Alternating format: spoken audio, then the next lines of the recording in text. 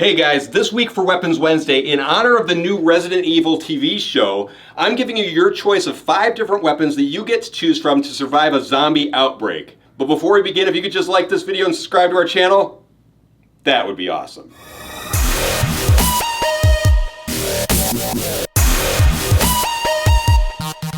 So last week, I gave you the choice of 5 different weapons to choose from, and you were supposed to go to the community tab and vote for which one was your favorite. And there were some good choices too. It was actually probably the hardest decision of any of the votes we've ever had to do before. I really liked the Karambit. I also really enjoyed playing with those steel knuckle dusters. I thought those were so cool. But you guys voted and chose the Lost Raider Katana.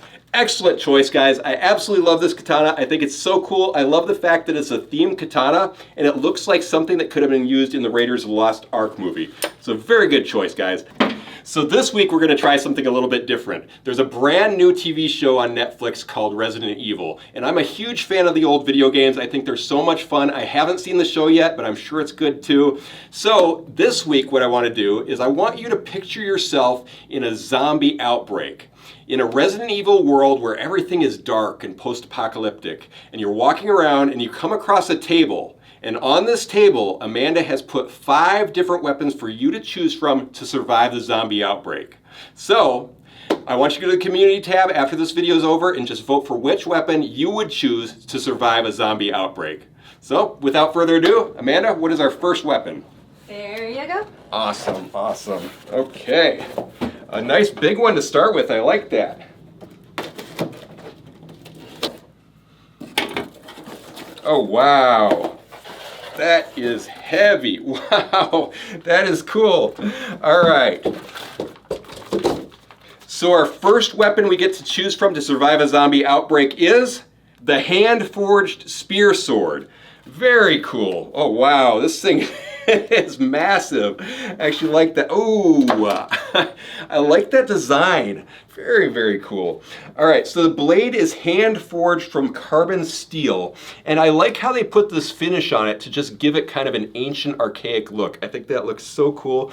And we can see that the blade is full tang, goes all the way down to the end through the handle, and it's been sandwiched between 2 pieces of carbon steel. So that thing is about as tough as you can possibly get when it comes to a weapon. This thing is not going to break on you easily, so I think surviving a zombie outbreak, this thing would do incredible for that. And then we can see that it also has this vinyl wrap around the handle, so that's actually very comfortable to hold on to. I actually like that a lot.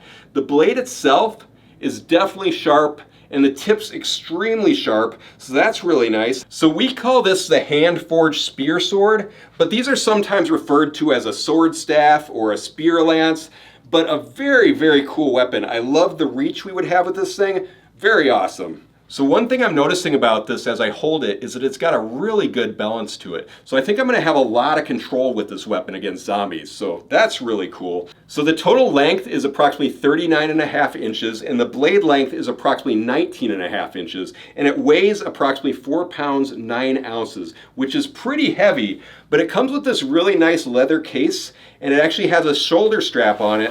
So we could just strap this to our back, and if we had to run away from zombies, we could just run with it on our back. So that's actually pretty cool. I actually like that a lot about it. And as far as a Resident Evil weapon goes, this thing has a lot of reach. And I want to keep the zombies as far away from me as possible. So this actually seems like a pretty good weapon to survive a zombie outbreak. I actually like it a lot. But let's go ahead and put that away and move on to our next weapon. All right, Amanda, what do you have next for me? There you go. Thank you. Okay.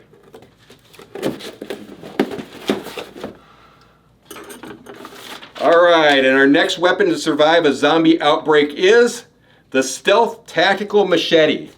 All right, a machete, I like that. All right, so first off, we can see that it comes with a really nice heavy-duty black nylon case with a belt loop. So that's nice. We can actually just put it on our side. If we had to run away from zombies, it would be there and ready to go if we needed it. And then the knife, ooh, that's cool. That's actually a really unique design. Pretty awesome. I like that curved blade. That's very cool. Oh, and it's super sharp too. Very, very sharp. And then you can see that on the back of the blade, we've got this false edge on there, which if we wanted to, we could sharpen that up, but I think it gives a really nice aesthetic look. So that's pretty cool. And then the blade actually has this double-sided fuller in it, which that's a very shallow fuller. So that's actually not going to take off much weight on that blade, but it gives it a nice aesthetic look. So I actually like that about it. The blade itself is made from a high carbon 420 stainless steel with a black finish that has been treated to resist corrosion. So if we're in a zombie environment, it's actually pretty nice that we have a corrosion resistant blade there, because there might be a lot of water around. It might be an apocalyptic time where we can't get under a lot of cover. So I actually like the fact that we have a corrosion resistant blade. I think that's pretty cool. Some of the other things I like about this, first off, it's got this stainless steel handguard on there, which is pretty nice. And then it's got this stainless steel guard over the pommel down here. So if we wanted to use that for non-lethal attacks, that's actually a really good weapon in itself. So I actually like that. Now the handle is made from this rubberized ABS, and that is such a comfortable handle. I love the ergonomic design. That just feels so comfortable in my hand. And then we've got these little thumb grooves up here, which actually give us really good control of the blade. So I like that a lot. The approximate length of this weapon is about 16 inches, and the blade length is about 9 3/4 inches, and it weighs about 1 pound. So that is a really nice weight for this. I think if we had to run away from zombies, this would be light enough that we'd be able to do so, but it's also a very effective weapon. I like the reach on it. It's got good reach. It's got a very sharp blade. I think this would be an excellent choice for a zombie weapon. So make sure you guys go to the community tab and vote for which weapon you like best. But let's go ahead and put that away and move on to our next item. All right, Amanda, what do you have next for me? There you go. Thank you. Oh, wow. Very cool. All right, so our next weapon to survive a zombie outbreak is the Combat Mantis Claw. Very cool.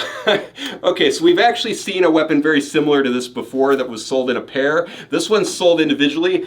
This weapon is actually inspired by a very popular sci-fi movie that I absolutely love. I think it's so much fun to use. In a previous video, I was slashing all kinds of things with it, so I absolutely love these things. So when I hold this weapon, I choose to hold it like this because this is the way it's used in the movie, and it actually feels really comfortable for me this way. But some of our YouTube followers last time I showed it mentioned that they like to actually hold it like this, which makes a lot of sense because you could actually impale a zombie if you had to. You could hit him in the temple that way. So I like the fact that we get a little bit more reach this way. But to me, it feels more comfortable upside down. I think it's really cool, and it looks like a mantis claw. So that's pretty cool. So if we notice, we've got this saw back up top, which I actually really like because then we could use it as an additional weapon if we had to. That thing would actually dig away skin on a zombie if we had to. Very, very cool. I like that a lot. And then we can see that there's venting in the blade up here. That doesn't really do much for the weapon, but it does give it a nice aesthetic look, so I actually like that about it. I absolutely love how we've got this black pack-a-wood handle on there. We can tell that it's full tang. The blade itself is made from a stainless steel, which isn't my favorite type of steel, but the fact that it's corrosion resistant could definitely come in handy in a zombie outbreak, so that actually doesn't bother me at all. The overall length of this is approximately 12.5 inches, and the blade length is approximately 10 inches, and it weighs about 10 ounces. So that's actually really nice. I actually have good control of this weapon. It feels really solid, very comfortable in my hand. So as far as an anti-zombie weapon goes, I actually like the fact that this is light enough that we could run with it if we had to, and I like the fact that we could flip it upside down and get a little bit more reach if we had to keep the zombies at bay. And it comes with this really nice heavy-duty black leather sheath with a belt loop on it, so we can just keep it on our side so we'll have it available to us at all times. I'm curious to see which weapon you guys vote for this week, so definitely go to the community tab and vote for which one's your favorite. But let's go ahead and put this away and move on to our next weapon. All right, Amanda, what do you got next for me? There you go. Thank you. All right, and our next weapon to survive a zombie outbreak is the Dark Combat Tactical Karambit. Nice, I love Karambits. Ooh, that one's cool. Okay, so the first thing I noticed on this thing is we've got this wide back clip here, which we haven't seen a lot of lately, but I actually really like that. That wide back clip actually allows this thing to be positioned into our pocket nice and easily, around our belt, into our pants. It actually makes it very secure for the knife to be in place, so I actually like that a lot. And then we can see that it's got this really nice thermoplastic sheath on it that holds the blade very securely, so I like that a lot. And let's look at the blade itself. All right, that looks nice. I love that black finish on there. It gives it such a stealthy look. Looks very, very nice. All right, so first off, we can see that this Karambit has a blade that goes full tang through the handle, and then that handle is made from some sort of hard molded ABS plastic. And so it's got a really nice ergonomic grip to it. It actually feels really comfortable in my hand. It's a very hard plastic, so I actually have good control of this blade, so that's actually really nice. And then we can see that there's jimping on this part of the blade, so in forward grip, I actually have excellent control of this Karambit, so I actually like that a lot. And then if we throw it into reverse grip or modern grip, we can see that there's this jimping on the back of the ring of the pommel, which gives me really good control of the knife.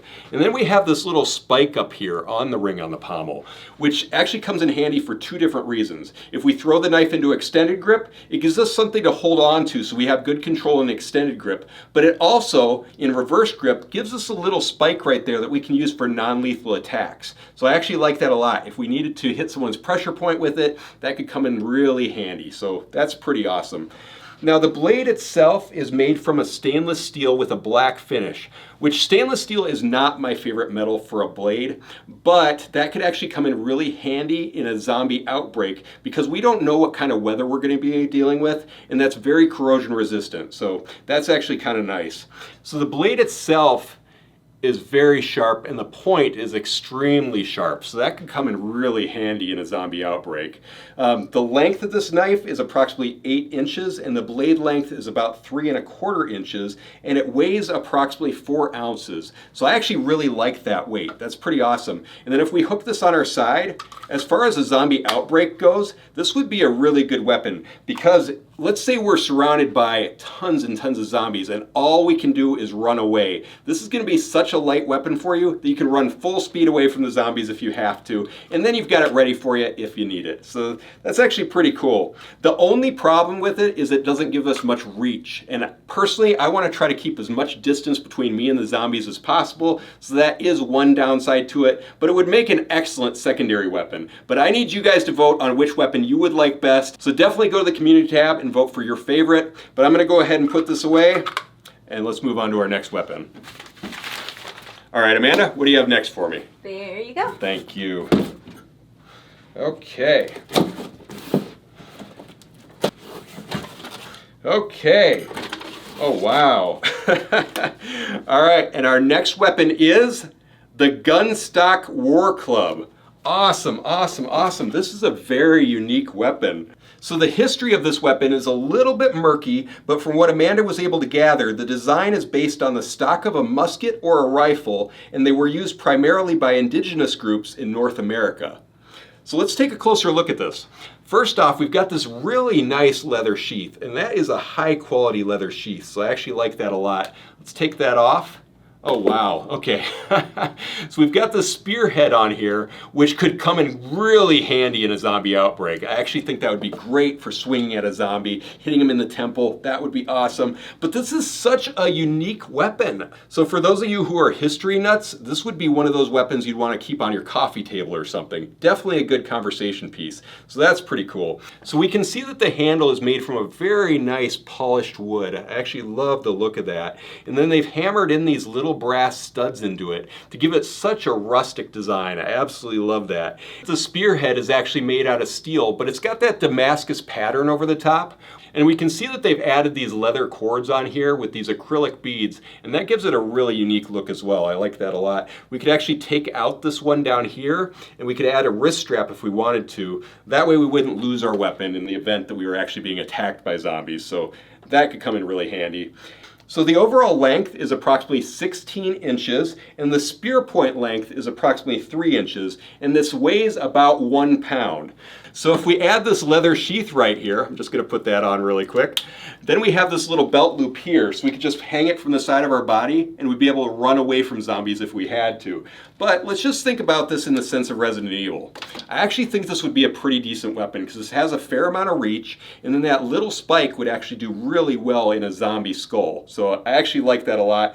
Pretty cool. I think that this will be a good contender for this week's best weapon against the zombies, but make sure you go to the community tab and vote for which one you like best. But if you have any questions on any of the items I showed off in this video, definitely leave them in the comments below. Make sure you like this video and subscribe to our channel, and check out KarateMart.com because we've got all sorts of really cool weapons on there right now. But until next week, we'll see you Weapons Wednesday.